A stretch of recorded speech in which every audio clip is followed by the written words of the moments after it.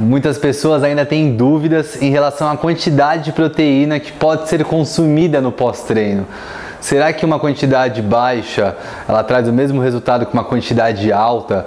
Será que se eu distribuir isso durante as refeições pós-treino é melhor? Ou se eu centralizar tudo em uma única refeição, eu posso ter tão bons resultados?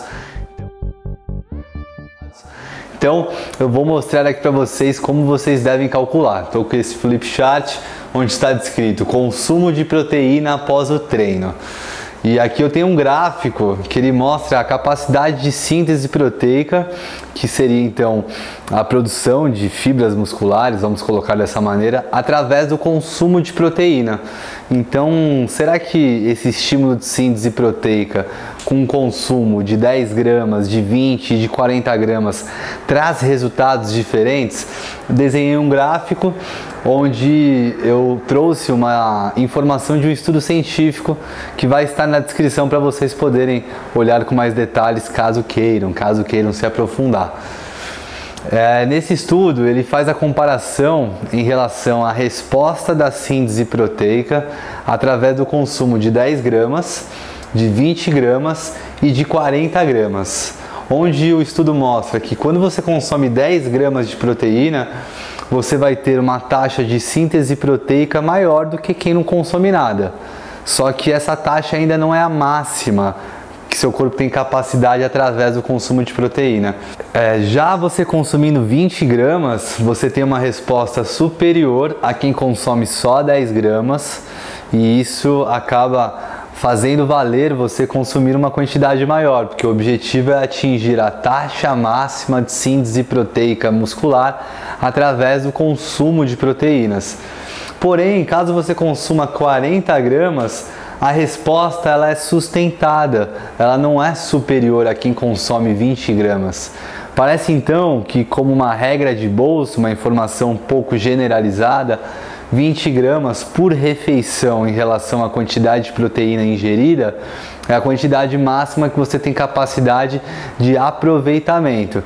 Lembrando que 20 gramas de proteína não são 20 gramas de alimento fonte de proteína. Então seria em torno de 80, 100 gramas de alguma carne, para você ter como referência, já seria a quantidade aproximada de que você teria capacidade de, através do consumo, estimular a síntese proteica muscular em sua capacidade máxima.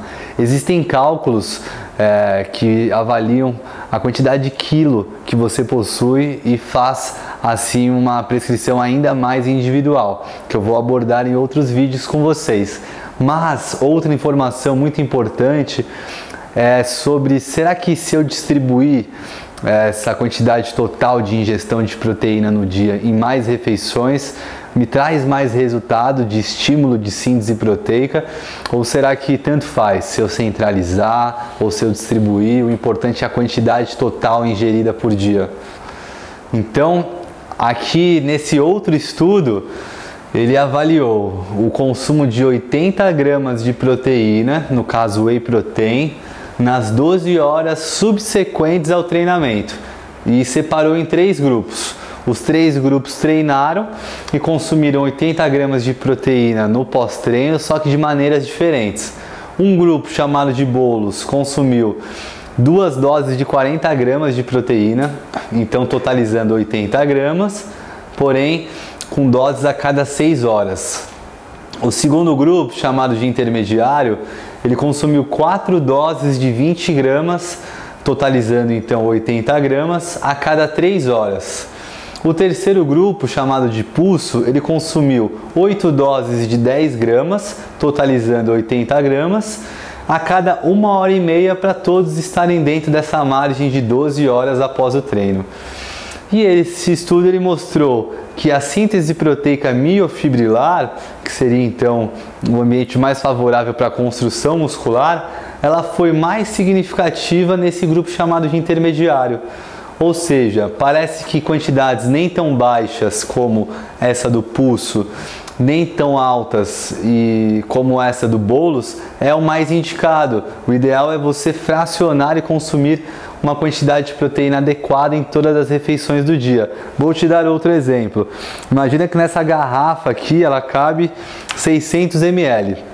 Imagina que essa garrafa é a capacidade máxima que você tem no seu músculo de captação, de utilização de proteína por refeição. Se você consumir essa quantidade de 600 ml, você vai estar atingindo a capacidade máxima.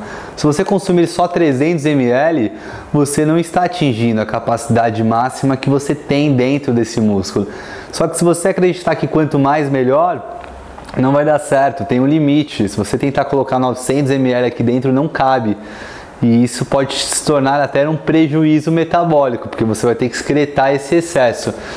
E o ideal então é que você consiga o equilíbrio, e existem referências como essas passadas de como você deve distribuir a quantidade de proteína ingerida no seu dia. Sabemos que a quantidade total é um ponto ainda muito importante, mas a distribuição também deve ser considerado como um ponto relevante. Assim, não deixe de levar em consideração informações embasadas na literatura científica, cuidado com o excesso de proteína, não por conta de prejuízos em relação à sua saúde, mas por não ter necessidade.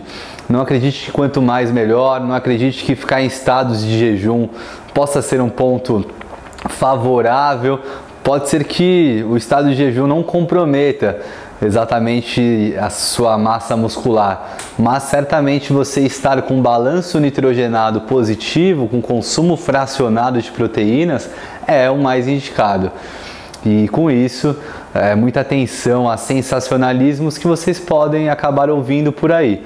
Existem outras tantas possibilidades, né, de levarmos esse raciocínio de proteína a ser ingerida.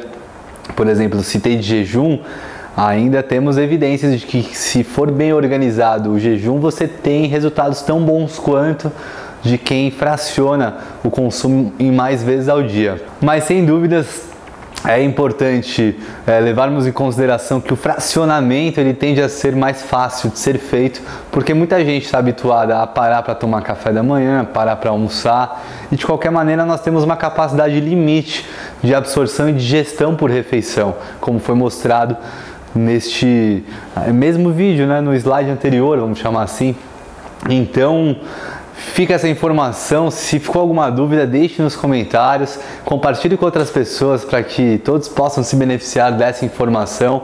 Se você tiver algum outro tema a ser sugerido, não deixe de também escrever, porque a ideia é contribuir com aquilo que você precisa ouvir. Quais são as suas dúvidas, quais são as suas dores.